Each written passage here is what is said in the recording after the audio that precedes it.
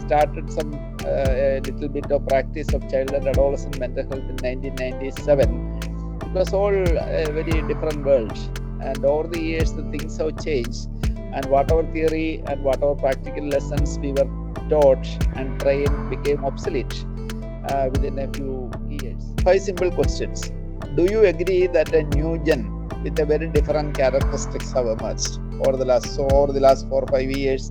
We started asking this question. They are a bit unconventional. That is one of the very frequent observations. They don't bother about following social conventions, whether it is their dressing or whether it is following the social rules of showing respect to the elders. With the present generation, these theories may not really work if you are not flexible. A neurobiological point of view, what happens in the first few years? A lot of the brain is developing at an amazing speed.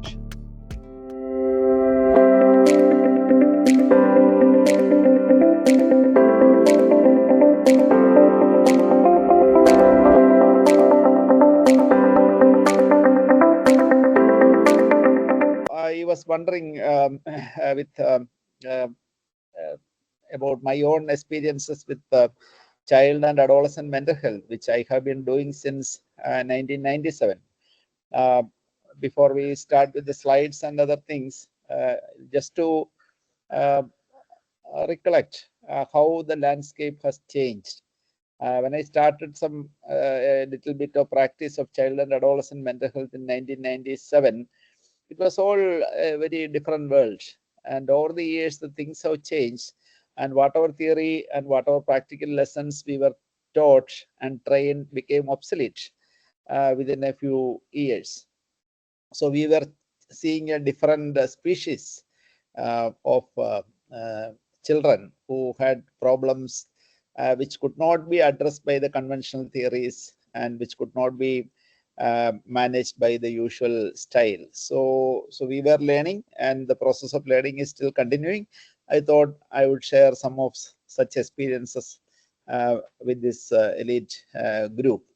So I think we can have some slides also to help us navigate this session. I would be very happy if you would make your comments or ask questions so that we can go along. As Naisi has made a brief introduction about the concept of the alpha and beta generation, we'll quickly look at what these generations really mean. Can I have the first slide? So there are some criticisms that the entire thing of generation, the new generation, is a hype. There is nothing which is relevant here. Only times are changing, people change, children change, and there is no point in maybe in labeling somebody as generation alpha or somebody as generation Z, like that. So does the so-called generation exist? I have my colleagues who are not very happy with the kind of labeling based on an arbitrary division, that just because somebody was born in a certain period of time, that person belongs to a certain kind of generation with general characteristics, etc. So there are a lot of arguments, and there is a bit of substance also in this kind of arguments. But in our discussion, it's not the right platform to discuss about all these philosophical or conceptual ambiguities about how to classify generations, etc. But to have a quick glance, can we have the next slide? See, so I actually wanted to address this questions to the parents and teachers in the child and adolescent clinic. Previously, it was termed as the Child Guidance Clinic. Still, people call it CGC, even though we have renamed it as Child and Adolescent Clinic. I happen to work in Kottayam Medical College. So, as I mentioned earlier, we have been running this clinic since 1997-98 onwards. So these were the simple questions which me and my colleagues put forward to the parents who are attending the child and adolescent clinic, and also the teachers with whom we were listening. 5 simple questions. Do you agree that a new gen with a very different characteristics have emerged over the last 4 or 5 years, they started asking this question. That was the first question. Do they believe in the validity of the so-called new gen? And the second simple question was, if you agree that a cohort or a group of children are emerging with some different characteristics, where would you place the period of onset? Like the Western generation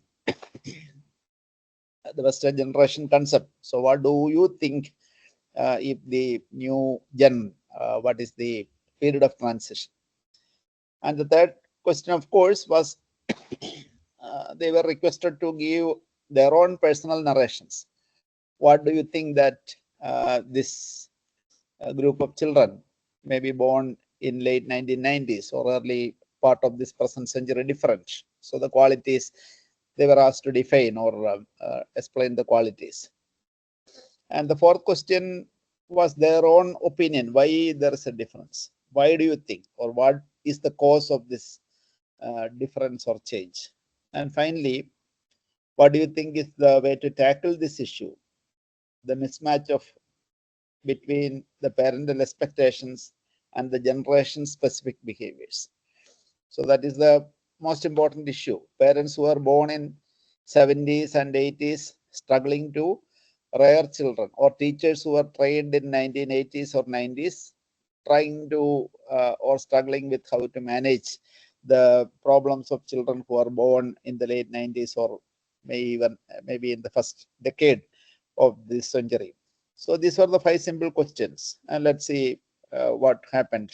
This was not a very well conducted study, or it was mostly a clinical exercise, asking the reflections or feedback from the parents, mainly the parents who attended, and sometimes the teachers also.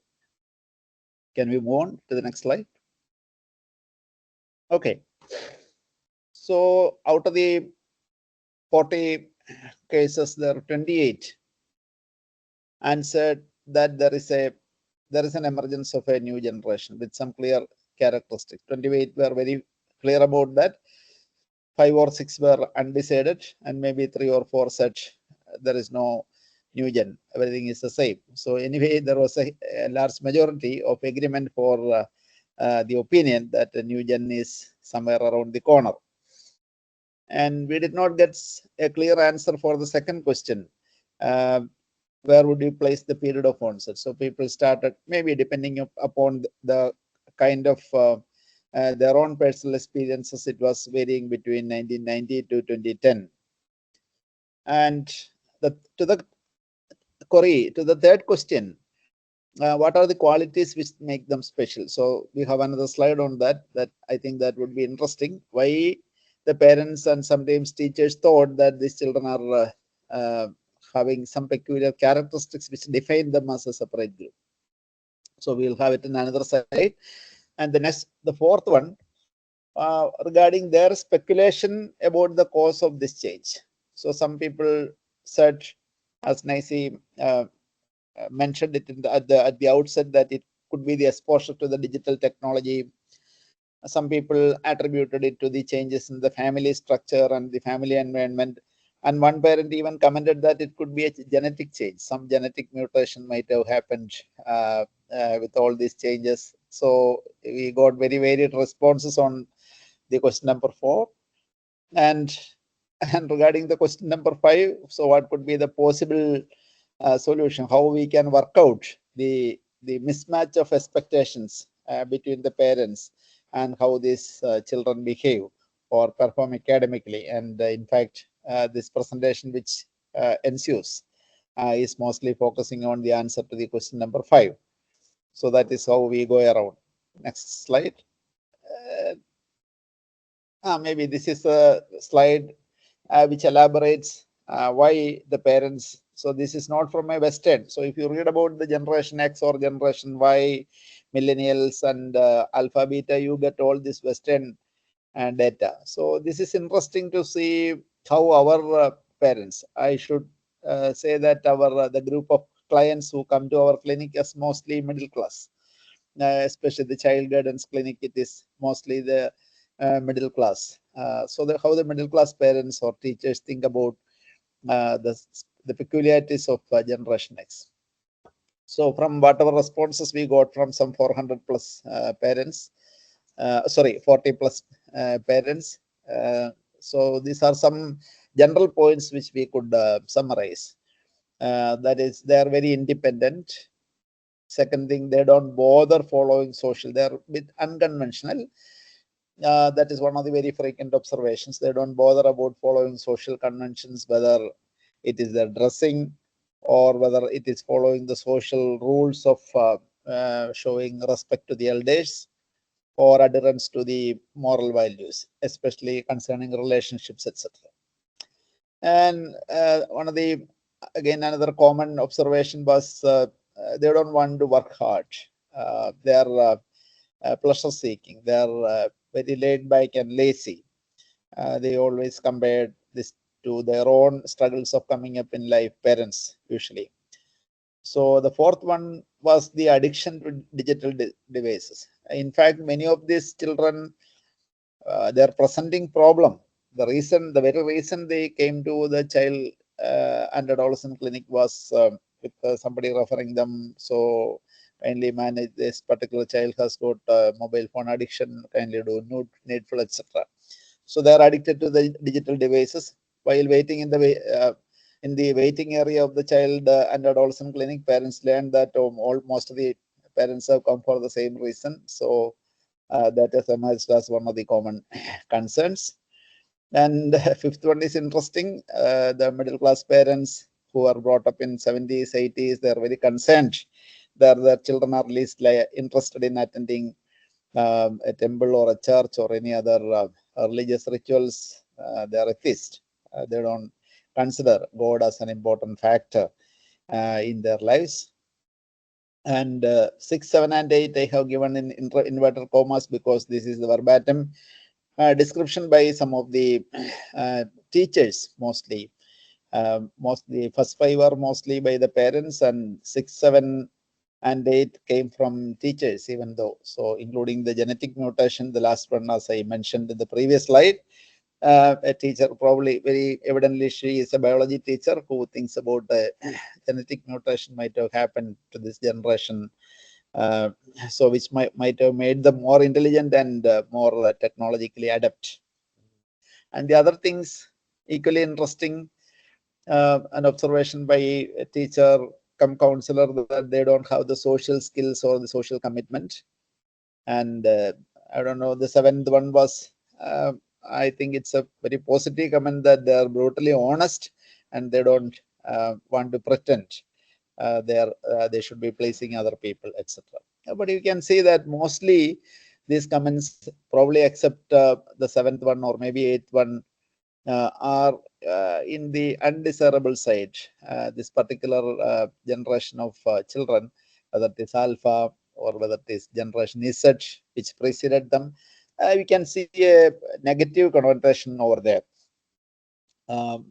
So this is summarizes what our people in our culture, maybe there could be parents who are from not from Kerala, from other states as well. I don't know what would be the parents attending your clinic, maybe there, or maybe the schools attending. But this is the Kerala picture, the middle class Kerala picture captures. Next slide, please.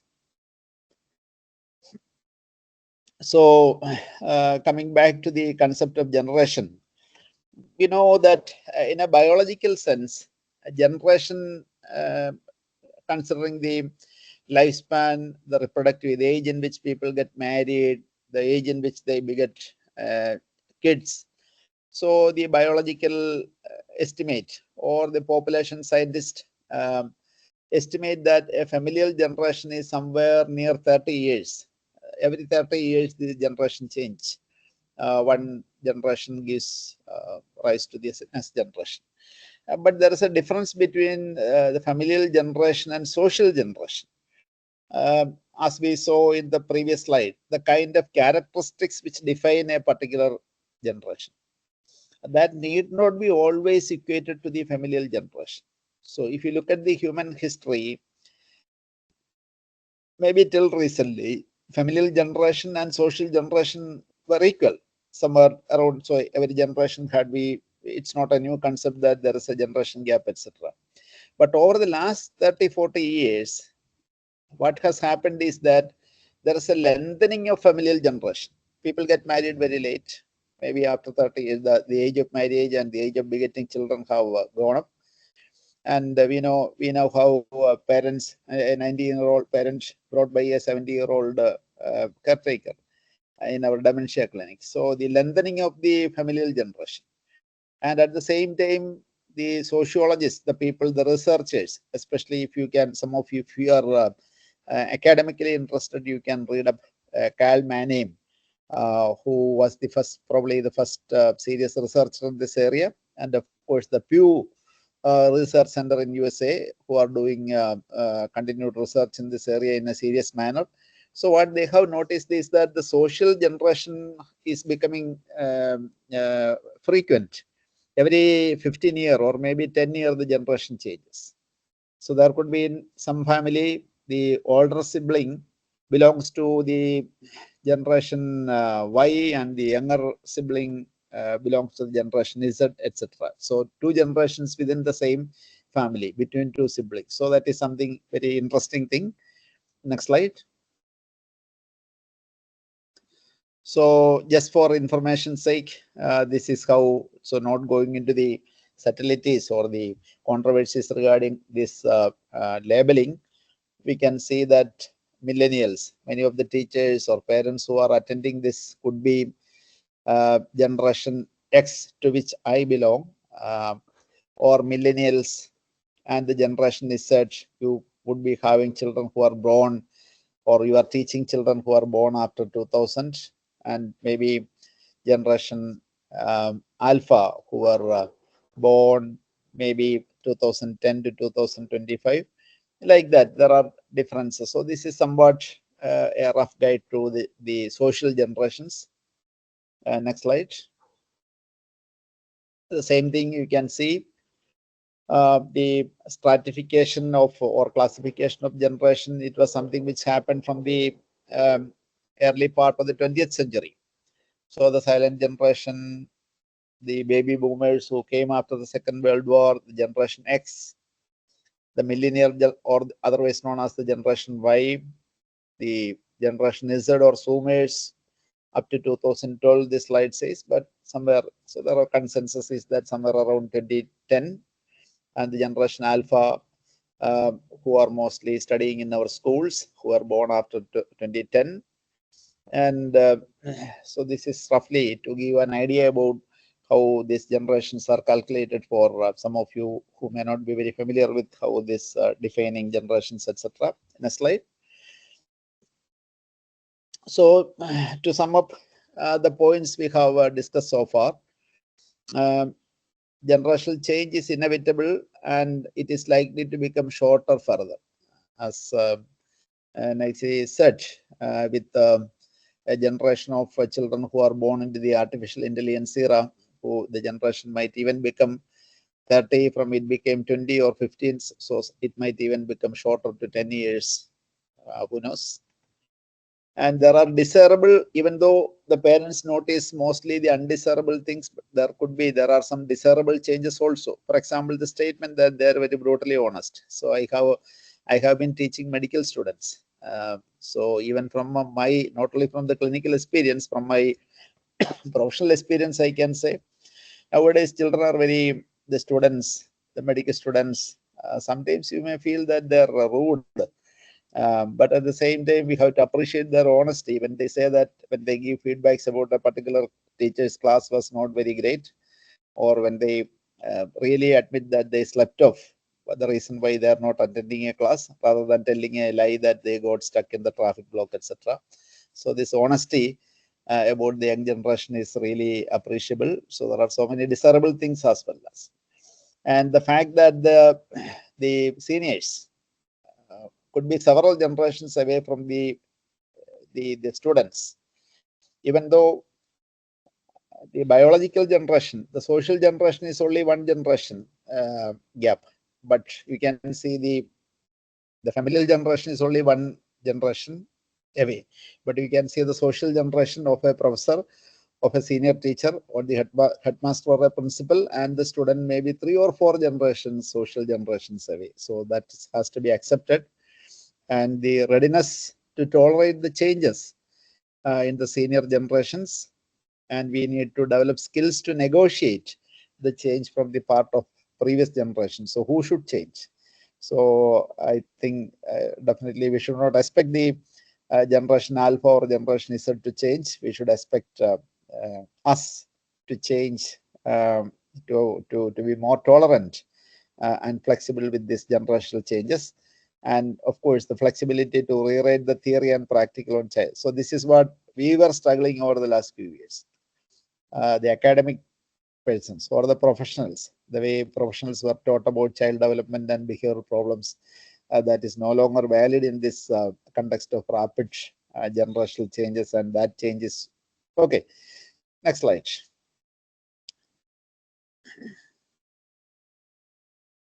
Okay, so please don't worry about this slide. This is a very theoretical slide.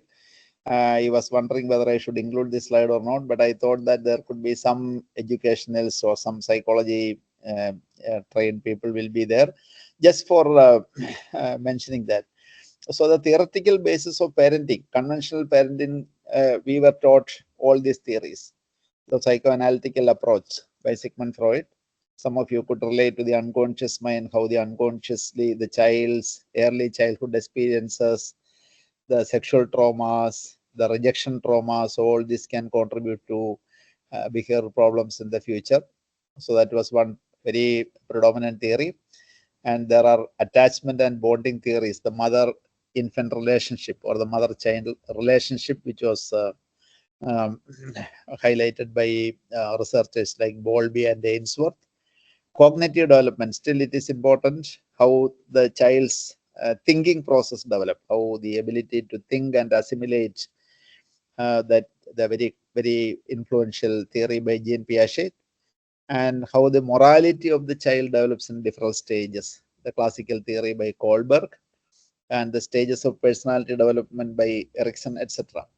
And we were taught that, and people who were had some training in these areas would easily connect that the classical dictum was depending upon which phase of development. All these theories divided childhood adolescence into different stages depending upon their development. So 0 to the first year of life, maybe the first 3 years of life, first 5 years of life, etc. And the developmental challenges appropriate to the age or the phase of development. So this was the fundamental basic theoretical construct to understand the child's behavior. So, but we know that the environment has changed. The social generations came up in a very different environment after the 1990s. So that is the reason why many of these theories are not able to support the practical or the clinical with the present generation. These theories may not really work if you are not flexible and if you are keen on applying these theoretical premises or theoretical constructs. So just for let's move on. Forget about this slide. Okay, very dry slide. Next slide. Okay, so but this is, I am sure that for pedagogue training, for your BA training or other kinds of training, this is a very important concept about the behavior of children, irrespective of which generation they belong. The learning or the behavioral model. So it means that basically a child is born with a clean slate, the famous tabula rasa theory of John Locke. John Locke said that every child is born with a blank screen. And depending upon what is learned or what is trained by various influences from the environment, the child develops into an adult. So it is a clean slate, it is a blank screen, and you can add whatever. If you are adding good things, the child may develop in a healthy way. If you are not adding the good things, or maybe by intention or by chance, if the child is getting exposed to the bad influences, the child may not be growing up in a desirable way. So that is the famous tabula rasa concept. And conditioning, whether physiological conditioning, the operant conditioning. So the environmental, so essentially, the crux of this model is that every behavior is acquired. The child learns every behavior. Many of the behaviors are learned automatically. They need not sit and attend a class or to get instructions from the parents. So every behavior is learned. And all these behaviors, according to the same principle, these behaviors can be unlearned according to certain principles. Like if you reward them, a certain behavior will increase in its frequency. And if you punish or if you don't reinforce, or if you reinforce in a certain way, that behavior can persist or it can disappear. I think most of this parent management training, timeout, all these principles are based on this model. Okay, move on. Next slide. So understanding and facilitating child development and parenting based on. So now we are moving on to what I wanted to convey you. So after having, with all these theories which we have described, the learning theory or the behavioral theory is still holding the ground. As I said, whether it is the generation alpha or the coming beta generation, I think some of the basic principles of behavior theory or learning theory is holding the ground. So today, as we move towards the last part of this presentation, I want to focus on the neurobiological basis of understanding the human child's development, understanding and facilitating the child development and parenting based on the brave new science. I would say the brain science or the neuroscience, the science of brain development. That is what the modern neuroscience is giving us so much of inputs, so much of knowledge, how to smart parent the new generation.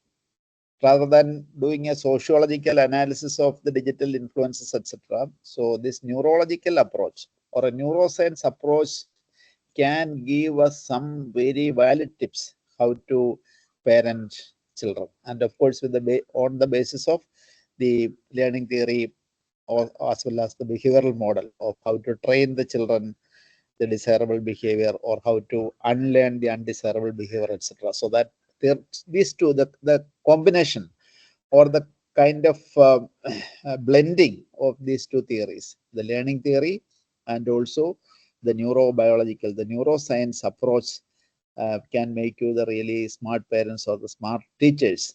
So it's a vast area. So since we have limitations of time, I have 3-4 slides in which I will just focus on how to certain tips or certain pieces of information regarding changing our parenting styles depending on our available knowledge of neuroscience. Next slide, please. We know that the most part of the child's brain development happens while the child is inside the mother's womb. And the rest of the child development or the brain development, I will equate child development with brain development because brain is the source, the anatomical substrate of all behaviors, emotions, intellect, academic learning, etc. So the 90% of the child's brain development happens before the child even starts the formal schooling. So before the 90 years of age. So you can see the language, the cognitive functions, the vision, hearing, everything is having its peak growth in the first few years of life. That means the preschool years. So very fundamental. And this is irrespective of the genetics. Some people argue that it is the genes which are inherited from the parents really matters. Yes, it matters, but we cannot change the gene with any of the technologies available now. Maybe possible in the future, but now what is possible is what to do in the preschool years to become a smart parent, to make the child's brain smart. Next slide, please. And another basic thing which I would like to highlight is the division of job between the two hemispheres. We all know that the brain has got two hemispheres. One is the left hemisphere and the other is the right hemisphere. They look very identical. Anatomically, structurally, they look very much the same.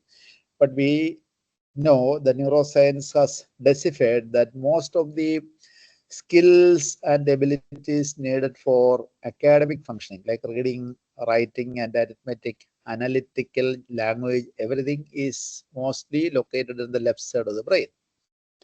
And then what is innate for the right side of the brain? Till recently, neuroscientists believed that in any case, if the left brain uh, malfunctions, right brain will take over. That was the classical or conventional neurobiological understanding. But now, recently, with the advent of all these advances in neuroscience, we know that the right hemisphere of the brain is sometimes it is the real world brain.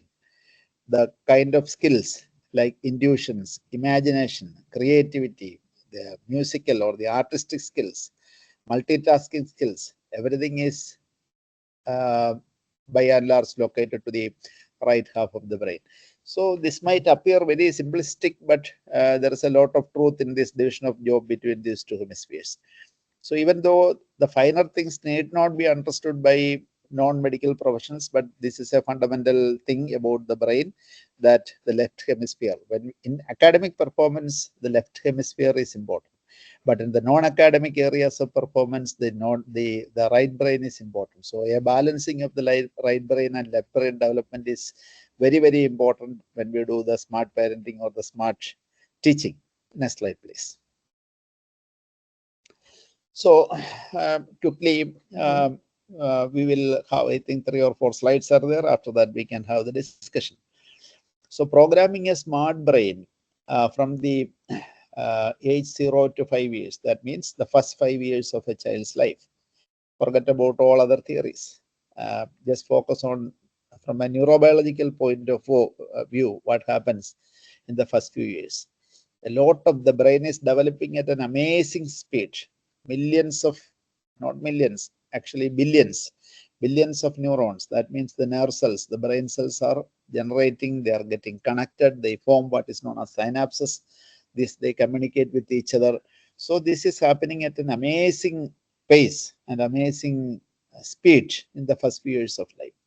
And this is an opportunity which we should not miss as parents.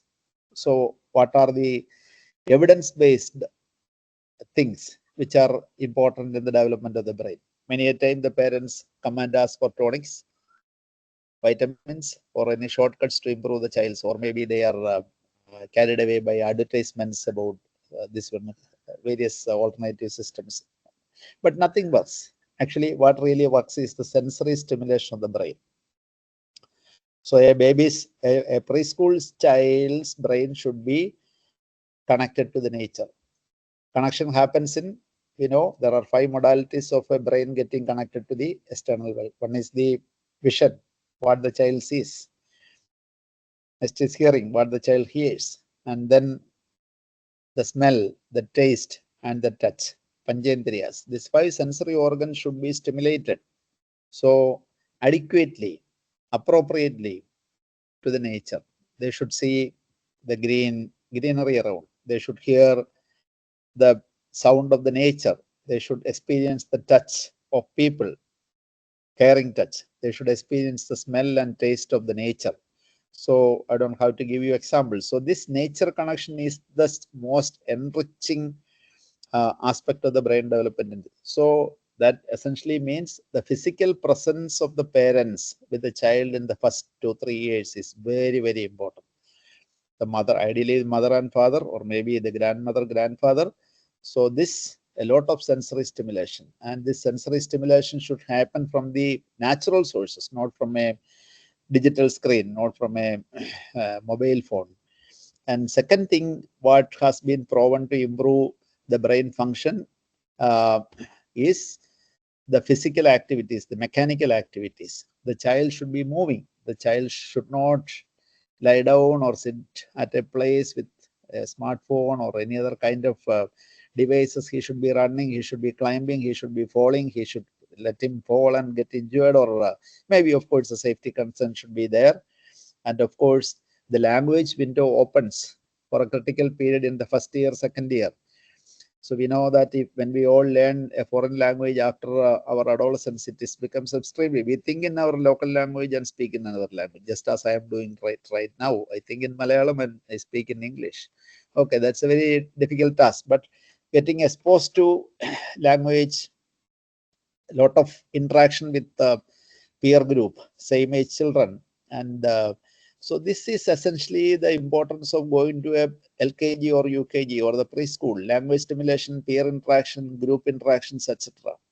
And the essence of attending a preschool, kindergarten is not to learn alphabets, not to learn counting or writing, reading, etc. That is totally against the principles of neurobiology. Neurobiologically, the brain of a 3-year-old child or 4-year-old child is ready for reading and writing only after 5 years or 6 years. We can make them read and write, of course, that's a different thing. But a language stimulation, peer interaction, for remaining away from home, to separate from the mother, to tide over the separation anxiety, that is the challenge. And the basis of reading and writing and arithmetic, to not to read and write, etc., but how to hold a brush and color, how to hold a crayon or a color pencil and do the coloring within an outline. So this fine hand coordination. So these are the, if a parent or a teacher is able to train the brain, like connecting the brain to the brain to the nature, doing a lot of plays, activities, throwing a ball and holding it, passing the ball, etc. So the language stimulation, the peer interaction, then you are a smart parent or a smart teacher, a smart preschool teacher. Okay. Next slide, please. So from the age of 5 to 12 years, the gear should change. Academic skills are important. Now the brain is ready for reading, writing, and arithmetic. And as we have already seen, in the school, very little attention is given to the creativity. The right half of the brain, it is left unused most of the time, or maybe very minimal use by getting the child do a singing, etc. And very important to establish routines. 5 to 12 years is very, very important to train the brain to establish routines like sleep hygiene, sleep practice, etc. One of the comments we get is that the new generation, what defines the new generation is they sleep late and wake up very late. They don't have a proper sleep hygiene. Very, very important to establish a sleep hygiene when the child is 5 years, to go to bed at maybe around 9 o'clock or maybe a maximum 10 o'clock, get a sleep of at least 6 to 8 hours of continuous sleep and wake up by 5:30 or 6 or 6:30. So that is the principles of sleep hygiene, which we can refer. And very firm and consistent disciplining, setting clear rules and being an authoritative parent, very important. So there is a misconception that children should be loved and they should be given permissions for all their independence, etc. But that's not true according to the behavioral principles, or maybe even to the neurobiological principles. So setting very clear rules. So that is the duty of a smart parent. Parents should exert their authority as a parent, that parental authority should be set very clear. There should be a code of conduct of using electronic gadgets. See, American Psychiatric Association, Pediatric, everybody clearly states that there is no exposure to mobile gadgets before the age of 5 years or 6 years. After the age, in this age group, it might be needed, but a clear code of conduct for using electronic gadgets, like switching it off and handing it over to the parents before the child goes to sleep, or by the time it is 6 o'clock, or study time, etc. So setting limits, all this should be done in a consistent and firm way. So these are the simple things in a concise manner. We should train the brain of a child. Even at this age group, the brain is trainable, it is changeable. So these things should be followed if the brain has to be smart. Next slide.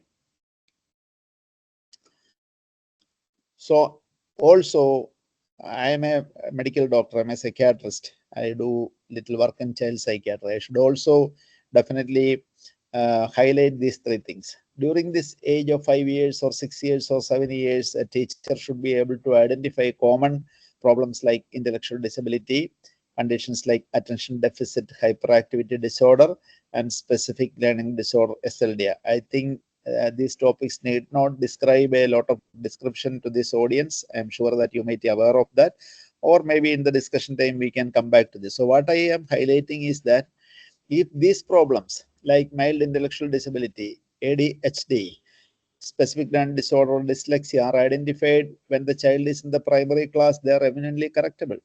Of course, intellectual disability is not, but they can be accommodated, they can be supported in the best possible way so that we will get good results. But unfortunately, what happens is that dyslexia children, when they are in the 10th standard, they come for a certificate for some concessions, and by that time nothing can be done, only these concessions which may not be very useful for them ultimately.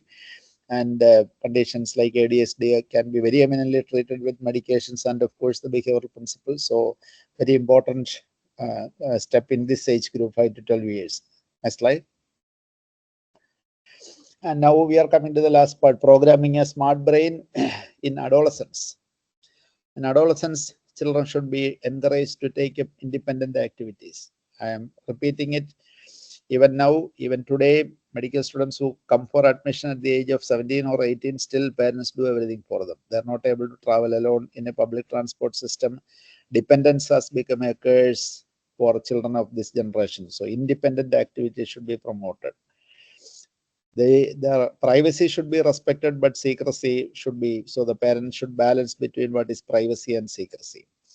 And the life skills and career choice, which is so important, to identify what their brain is programmed for. Their brain, as I said, the right hemispheric skills. A child who is very much having leadership skills, social skills, artistic skills is pushed to an engineering stream, and that is the end of it. So the parent should be able to, or a teacher should be able to match a child's creativity or the right brain skills or the so-called real world skills to the career which he is choosing, rather than just his 10th mark or 12th mark, etc. And as I said, in 5 to 12 age group, ADHD, SLD are important. Identification of anxiety, stress, depression, OCD.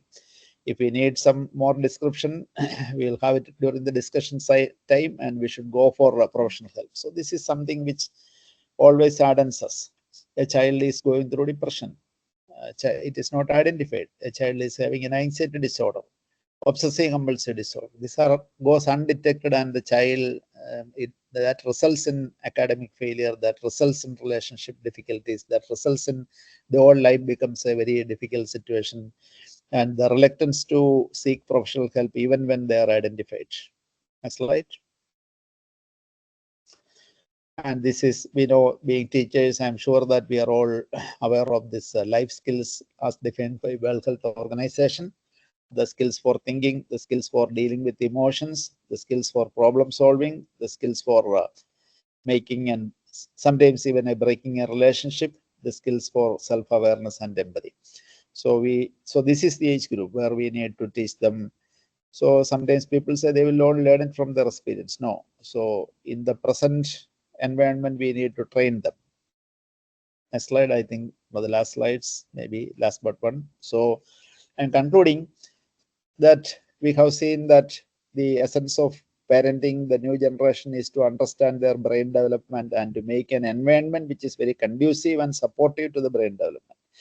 And the parents need to take certain, they should have a certain amount of knowledge, and they should be able to take up certain attitudes which they should change as the child. So the attitude and the parenting tasks of a preschool child is different from that of a school going child, 5 to 12 years, and that is different from an adolescent. So the changing of gears, the flexibility of changing gears, and I should also once again reiterate the importance of seeking professional help. So in our schools, a lot of counseling happens nowadays, but many children, at least a group of children, may require beyond that. For example, a children with ADHD, a child with specific learning disorder, child with OCD, depression, or anxiety disorder. So beyond counseling, they may need professional help from a clinical psychologist or a psychiatrist. And the stigma and denial of the problem, so we need to negotiate and tackle with educating the parents, working together with parents, etc. So I'm concluding with I think the last slide is next one. So the essence of my message is in this new age, whether it is generation alpha, beta, gamma, what or be it, delta or what or be it, focus on the brain, focus on the immense capacity. The brain is the most amazing organ in the entire universe.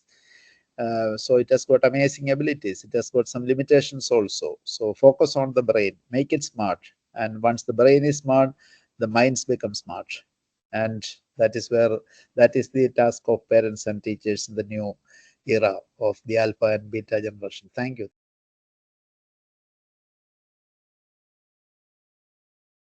So we have our first question by Pankaj Mishra. How can Please. behavioral challenges be dealt with in children, especially when communication doesn't take place as previously due to digital distractions, which affects both parent and child?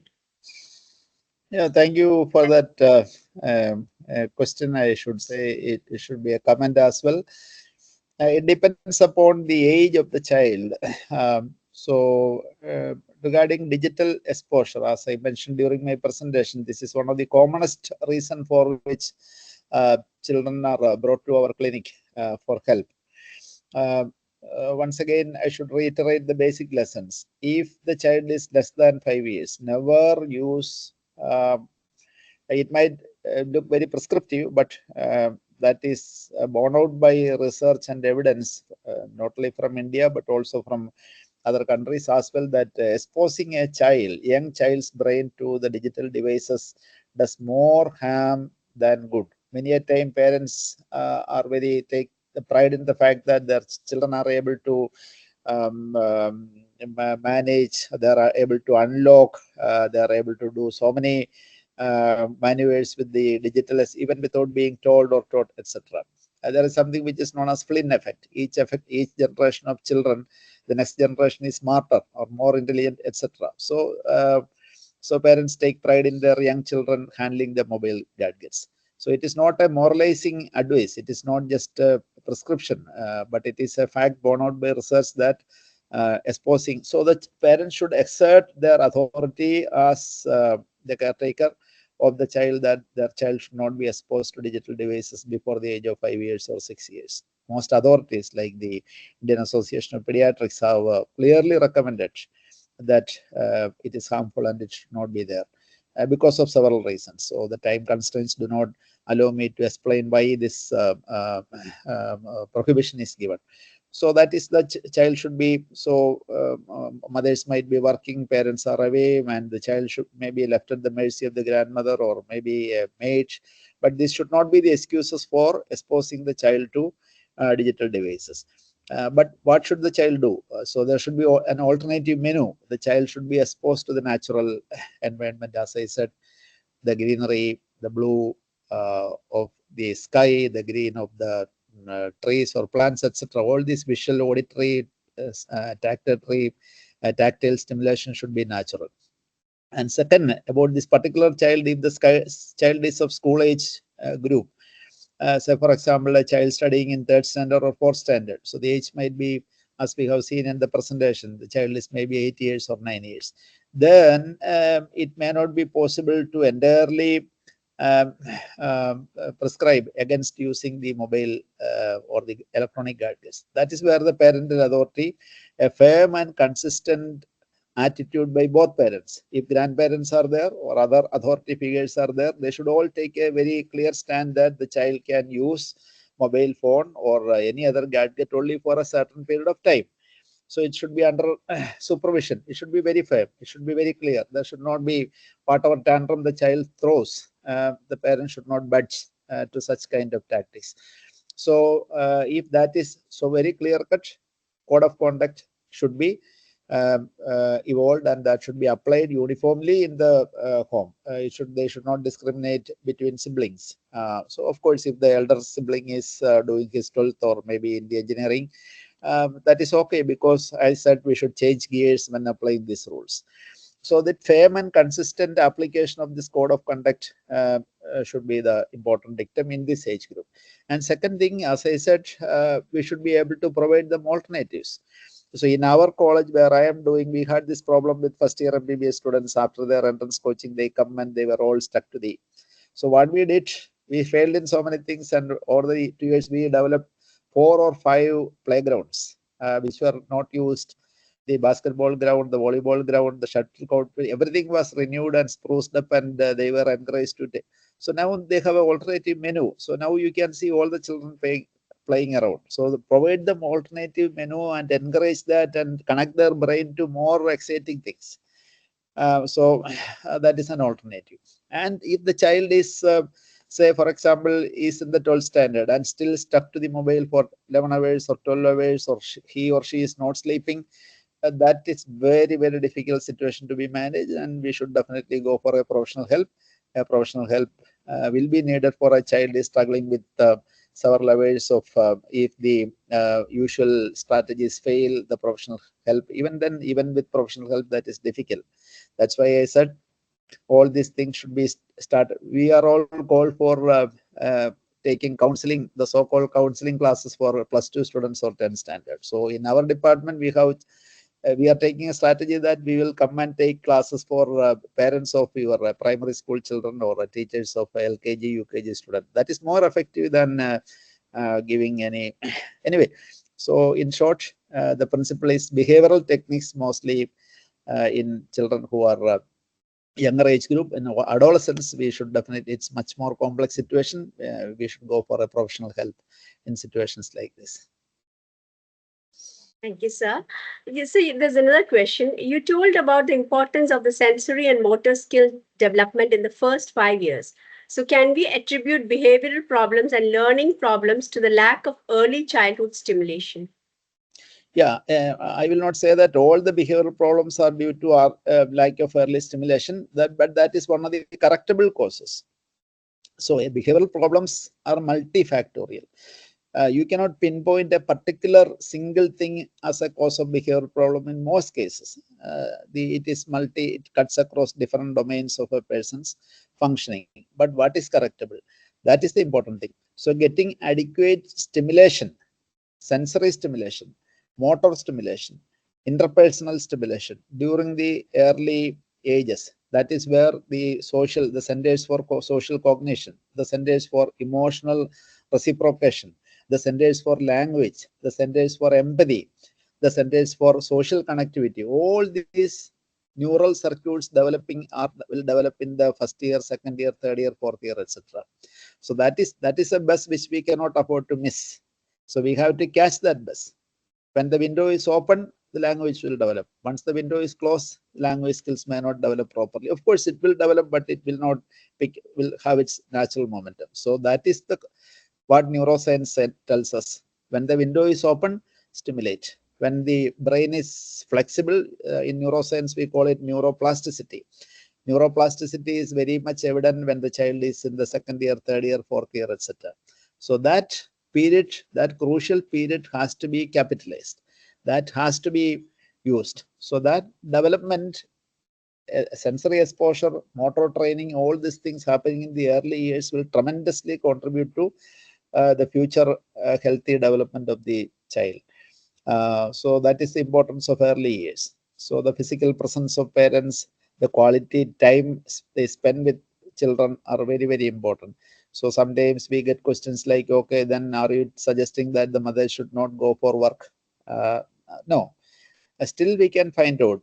The parents can adjust their working time so that one of the parents should be there, or maybe the presence of grandparents can be there, rather than just leaving it to the mercy of a maid who may speak a different language, who may easily go for easy ways like engaging the child with a television or maybe a program.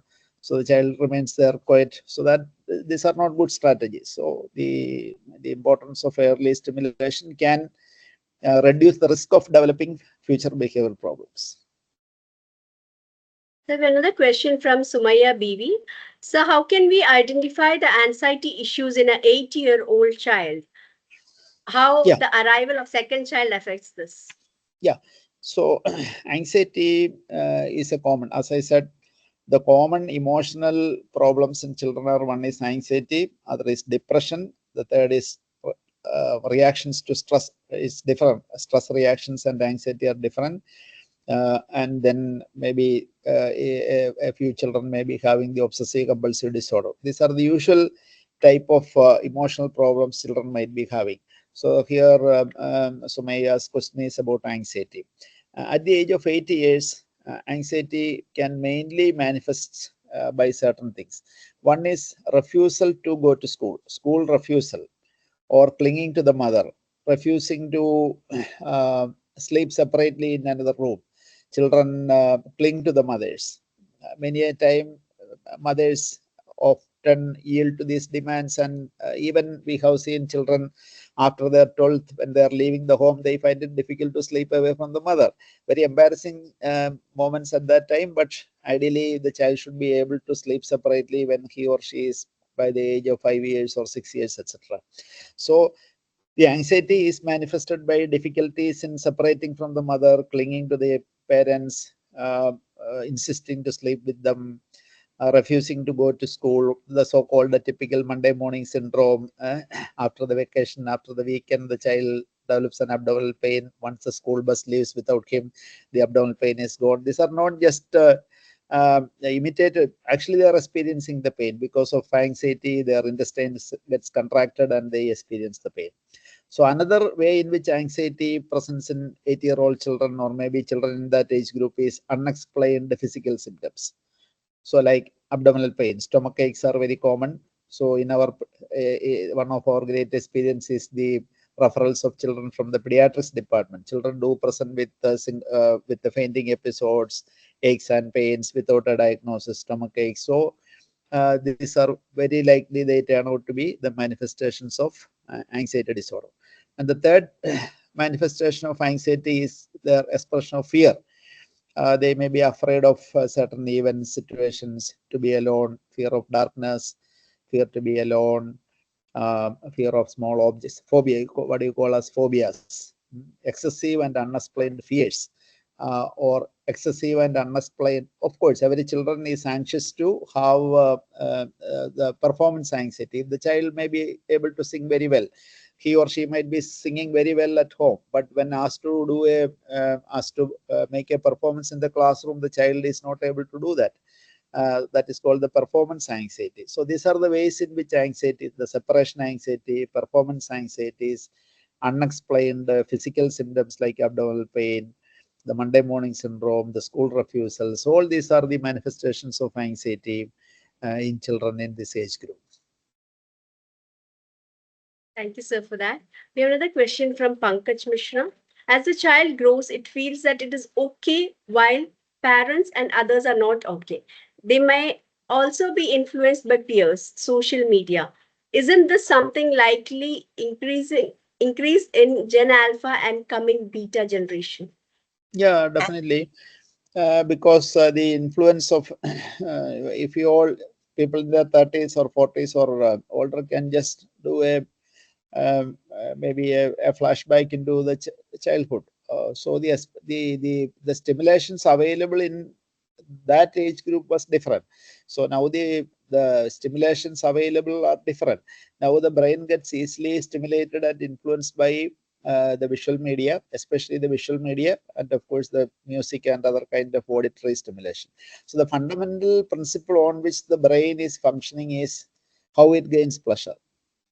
The brain works on a pleasure principle. When the brain gets excited, pleasure, it tends to engage in that behavior again and again. Whether it is sex, whether it is drugs, whether it is food, whether it is viewing something, whether it is hearing something, etc. So when somebody is, so now you know the kind of music which is giving maximum stimulation to the brain is not the classical melodies. It is the kind of music, whether it is music or not, difficult to say, but the kind of stimulations. So like that. So it is natural for the brain, an adolescent brain, to get stimulated by the things which the social media, which the digital media, which the electronic media offers, apart from all the chemical things. We haven't gone into that area. So that is a fundamental principle about how so it is not something which has to be surprising us. It is quite natural that the brain will always tend to the stimulations which are giving them immediate pleasure. So that is the reason why uh, they should not be exposed to these kind of influences early in their life, and even when they are exposed, only in a phased way. And suppose if it is difficult to get managed, very difficult, usual kind of counseling or advice may not be enough if you are dealing with an adolescent, and that is where we have to go for very structured clinical interventions to deal with these kind of problems if we are dealing with an older child or an adolescent.